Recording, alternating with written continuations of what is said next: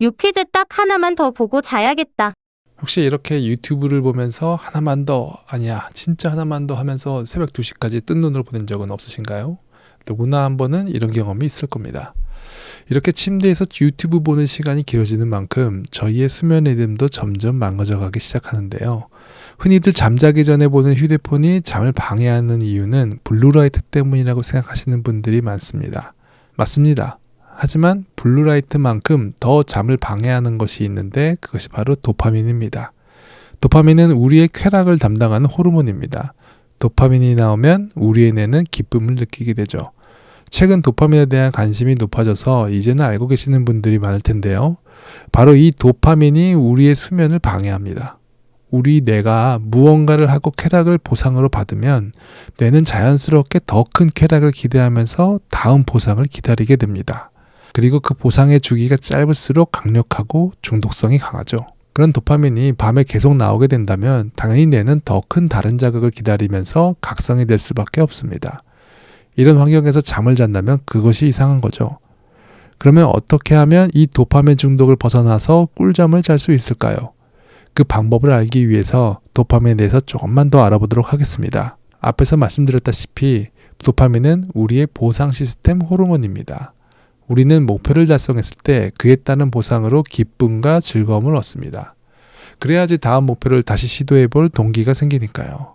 하지만 요즘 릴스와 쇼츠와 같은 짧고 자극적인 영상들이 많아지면서 노력과 보상에서 나오는 도파민이라는 선물이 오히려 저주가 되어가고 있습니다. 그래서 도파민 중독이라는 말까지 나오면서 마치 도파민을 마약처럼 생각하는 분위기도 생기는 것 같습니다. 여러분, 도파민은 죄가 없습니다. 도파민은 우리 생존에 꼭 필요한 호르몬입니다. 이것이 없으면 우리는 새로운 일을 시도조차 못할 거예요. 문제는 도파민이 아니라 도파민이 나오게 하는 방법이 문제입니다. 도파민은 새로운 시도를 할 때 생기는 두려움과 불편함을 잊게 해줍니다. 그런 도파민이 있었기에 우리는 맹수와도 싸워서 이길 수 있었고 더 높은 문명을 쌓으면서 발전할 수 있었죠. 그런데 이런 건설적인 노력 없이 도파민을 얻게 되면 우리 뇌의 보상체계는 망가지게 됩니다. 한 가지 예를 들어서 설명드리겠습니다. 달콤한 디저트를 먹으면 기분이 좋아집니다.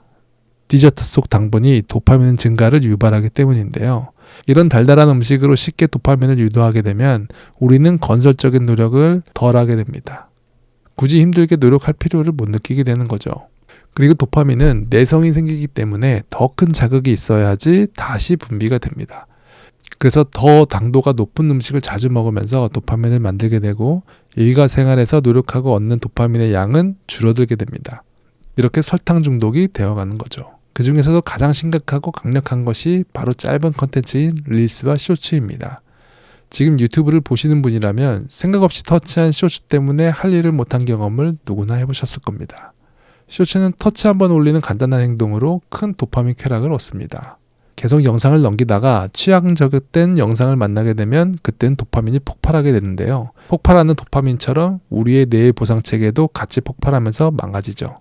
잘못된 보상체계를 다시 바로잡기 위해서는 잘못된 자극으로 생기는 도파민을 멀리하고 건설적인 노력으로 생기는 도파민에 다시 집중해야 합니다. 도파민은 내성이 생긴다는 특징 말고 또 다른 특징이 하나 더 있습니다. 도파민은 스스로 분명한 목표를 설정하고 그것을 위해 노력하거나 연구하는 과정에서 나온다. 이 책에서 말하는 도파민에서 중요하게 볼 것이 있습니다. 그것은 도파민이 스스로 정한 목표에서 나온다는 것인데요. 도파민을 위해 목표를 설정할 때는 스스로 정한 목표일 때 효과가 좋습니다. 우리가 회사에서 등 떠밀려서 하는 업무는 아무리 잘해서 칭찬을 받아도 별 감흥을 못 느끼죠.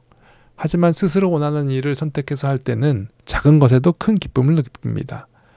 그것이 바로 등짝 스매싱을 맞으면서도 웃으면서 게임을 하게 되는 놀이의 즐거움이죠. 이처럼 자발성과 주도성을 갖는 것이 도파민이 나오는 중요한 원리입니다. 그러면 이런 도파민 특징을 이용해서 잠자는 법을 알아보도록 하겠습니다. 첫 번째, 수면일기를 쓰세요. 갑자기 수면일기가 웬 말이냐고요?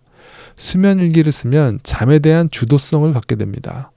그리고 잠을 계속 막연하게 못 잔다고 생각하는 것이 아니라 수치화된 기록으로 점점 수면의 질과 양이 좋아지는 것을 확인할 수 있습니다. 이 두 가지 모두 우리에게 긍정적인 도파민을 만들어주게 되는데요. 요즘 밤에 침대에서 생각 없이 휴대폰을 보다가 불면증까지 겪는 분들이 많아졌습니다.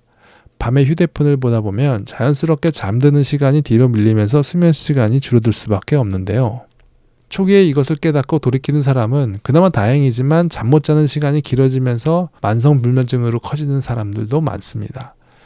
만성불면증을 겪고 있는 사람들은 잠을 무서워하고 잠자는 것에 대하여 무력감을 많이 느낍니다. 그런 생각이 더 잠을 멀리 하게 하면서 악순환이 반복되죠.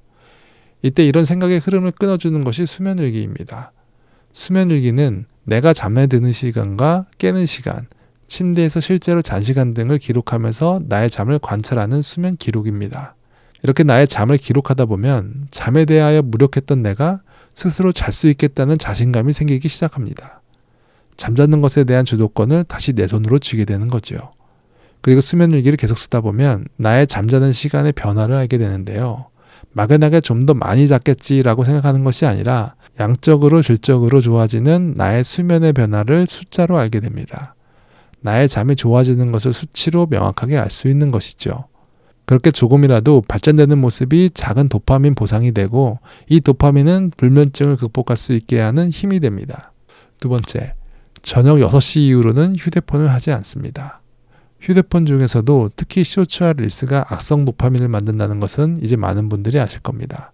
특히 저녁에 쇼츠로 도파민에 취해버리게 되면 앞서 말씀드린 것처럼 뇌가 각성되어서 몸이 잠을 자려고 하지 않습니다. 그것을 누가 모르냐? 끊기 힘드니까 못하는 거지. 맞습니다.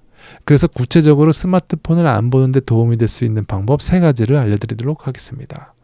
첫 번째, 밤에 쇼츠를 밀어 올리는 순간 이렇게 생각해 봅니다. 불면증 치료비 300만 원. 쇼츠는 생각 없이 눌렀다가 시간을 넉넉히 빼앗기는 경우가 많습니다. 이런 과정이 무의식적으로 진행이 되죠. 그래서 무의식적으로 행동을 하기 전에 휴대폰을 보면서 나쁜 결과를 생각해 보는 것입니다.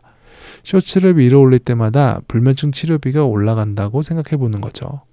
불면증 치료비가 아니라 내일 지각해서 잔소리할 김 팀장의 얼굴을 생각해 보는 것도 괜찮습니다. 자신이 싫어할 상황을 생각하면서 무의식적인 행동을 의식화해 보는 겁니다. 특히 이 방법은 쇼츠를 처음 볼 때가 중요해요.